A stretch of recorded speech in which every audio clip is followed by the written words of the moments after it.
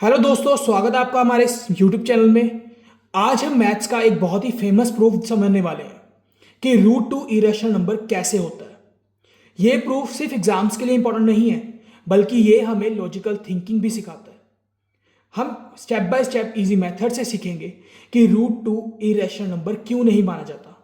तो चलिए वीडियो को शुरू करते हैं। और शुरू करने से पहले मैं बता दूं कि ये वाला क्वेश्चन जो एग्जाम ओरिएंटेड वे से ना 5 मार्क्स के लिए आराम से आएगा ही आएगा, और बहुत ही इंपॉर्टेंट टॉपिक है और बहुत ही इंपॉर्टेंट क्वेश्चन है ये बोर्ड एग्जाम्स के लिए। ठीक है, तो चलिए शुरू करते हैं वीडियो को। तो हमने सबसे पहले लेट करना है कि जो रूट टू है ना वो रैशनल नंबर है। रैशनल नंबर का मतलब क्या होता है कि रूट टू है जो वो पी बाई क्यू की फॉर्म में है, जहां पर क्यू जो है वो equal to not equal to zero है। कि मतलब जो निचला क्यू है ना वो जीरो के इक्वल नहीं हो सकता। क्यों?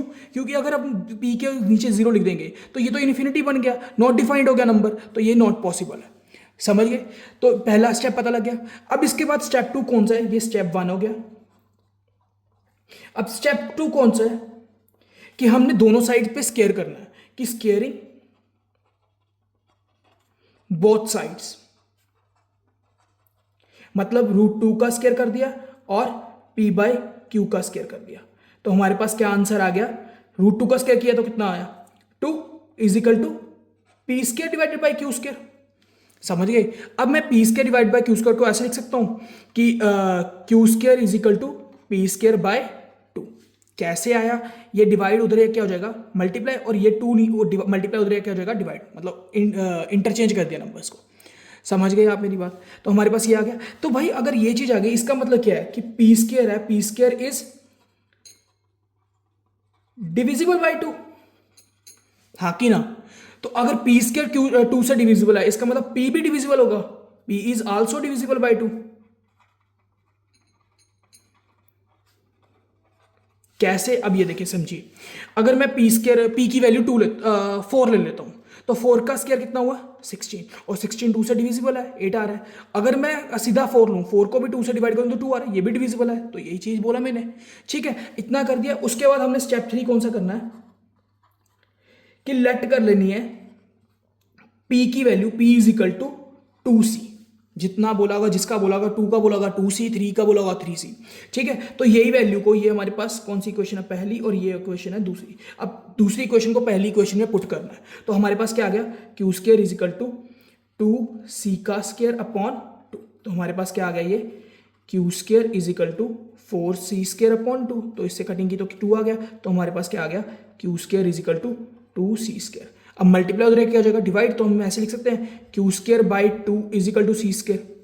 तो यही इक्वेशन बन गई। तो इसका मतलब क्या हुआ? जो क्यू स्केयर है वो भी इज डिविजिबल बाई 2 होगा, और क्यू भी 2 से डिविजिबल होगा।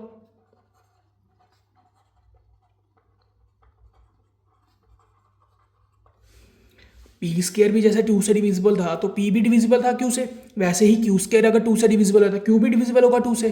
तो बस ऐसे ही हमारा क्वेश्चन चलता रहेगा। तो ये यहां पर इसके बाद लिखना है दिस इज कॉन्ट्राडिक्शन। कॉन्ट्राडिक्शन मतलब कि जो हम ऊपर से कर रहे हैं ना वो फ्लोलेस है, मतलब चल ही आ रहा है, चल ही आ रहा है। ठीक है, तो ये हमारी अजम्पशन ही रॉन्ग है। आर अजम्पशन जो हमने लेट किया था is wrong, so root 2 is not a rational number, but as it is irrational number। समझिए इतनी बात। इसका स्क्रीनशॉट ले लीजिए और उसको ही प्रैक्टिस करिए, क्योंकि ये क्वेश्चन बहुत ही इंपॉर्टेंट है और 5 मार्क्स के लिए आने वाला क्वेश्चन है।